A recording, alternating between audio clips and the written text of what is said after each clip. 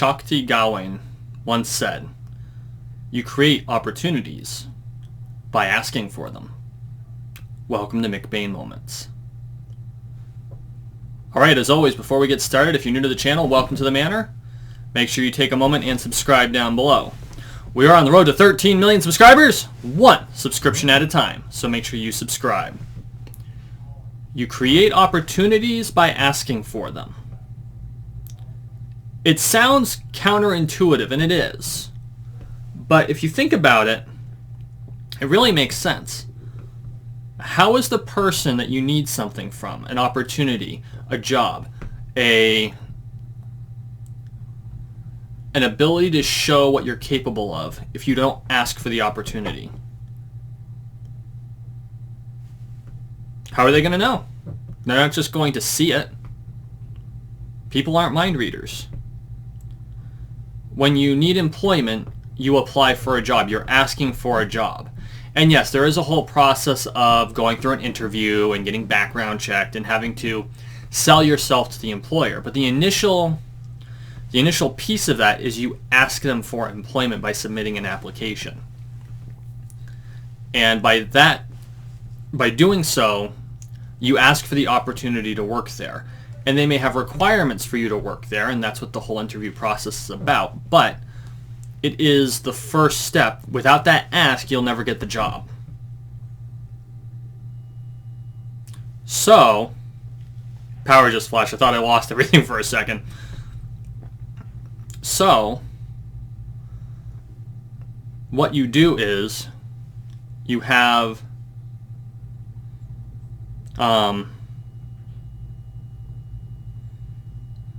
power flash the second time. You submit the application, they give you the interview, and if everything goes well, they ask you about salary. And depending on the job, depends on the negotiability of your salary. But if they come up and say, hey, it's going to be $10 an hour, you can always come back and say, I really need 11. Now, that may not seem like a huge jump, and it isn't. But $1 an hour is a lot of money. It's $40 a week. That's $160 a month. So, just by making that small ask, and they may say no. If you can't justify what you're asking for, they're going to say no. But if you don't ask for it, it's automatically a no. And I think this is one of the toughest parts of the job environment people go into. They don't think about. They don't negotiate salary. They're not willing to ask for more. Because there's almost a stigma about asking for more. And it's the stupidest stigma we have on our society. It's like, don't ask for more. Why not?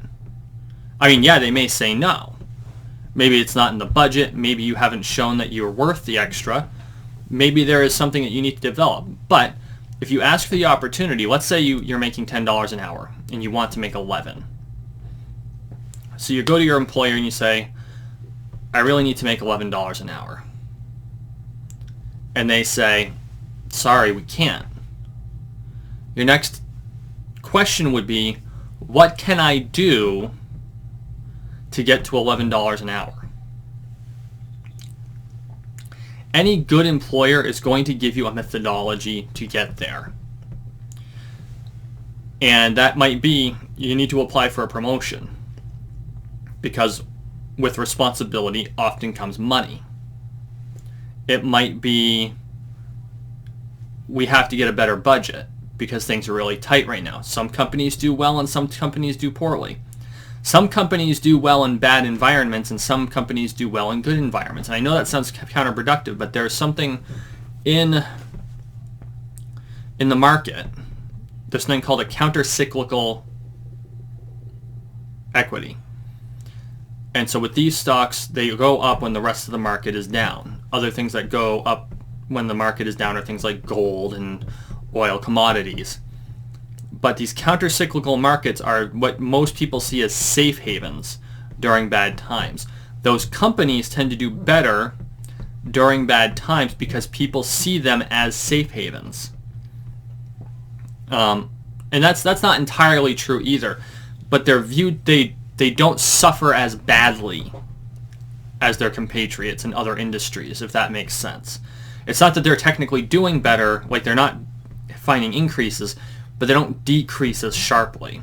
Because their ups and downs are much lower, they're considered counter-cyclical, and so they're considered safe havens. So it might be that for that period of time, they don't need the body in a place that would earn you extra money, but you can say, what skills can I develop to be ready for the position when it comes open? And they'll say, okay, here's the list of things you need to develop. And it might be a long list, and it might be a short list, and it might be, look, our division really doesn't have room for this, but the division over there in this other department that does another function does need someone. Why don't you go apply there? And that might be your opportunity. You might have to learn a job that you're really not interested in and do that job for a while to be able to circle back and get a better position than the job you enjoy. It's one of those things that you have to be prepared to do the work. But if you were ready to do the work, in a lot of cases, all you need to do is ask for the opportunity. And they may not give you the opportunity today, but they will give you the tools to take the opportunity tomorrow. This has been a McBain moment.